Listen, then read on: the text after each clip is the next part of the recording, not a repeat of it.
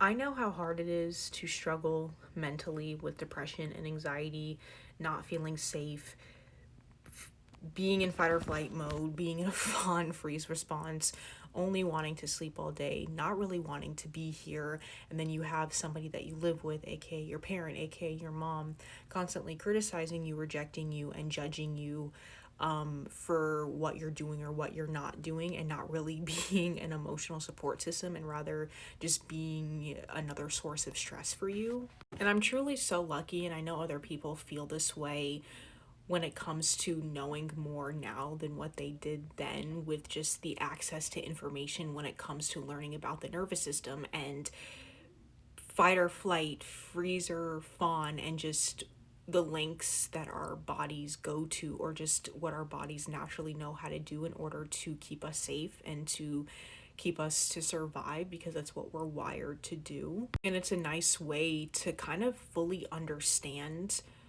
and kind of get the full picture of what's going on internally behind the scenes when we look back on our lives and we see and can further understand and kind of put the pieces together on why,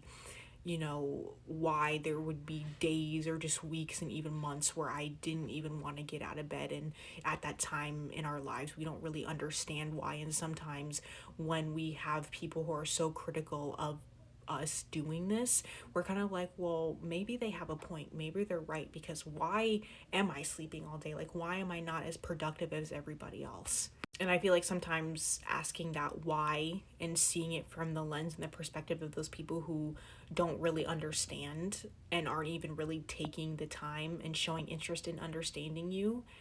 we can internalize that, and we internalize that rejection and that criticism and that shame, and we feel like, well, if I don't understand myself, then I'm going to reject it, because it's very natural for humans to reject and to judge things that we don't understand. But as you heal and you get to know yourself on a deeper level, it is so important to practice accepting yourself, being compassionate towards yourself, and understanding yourself. Getting to know how your body works, what your body needs, how your body feels. Creating a safe space for you to understand yourself and to also process your emotions. And this is one of the many things that I guess I can say that I come back to on this journey as I go through it, as I experience it firsthand,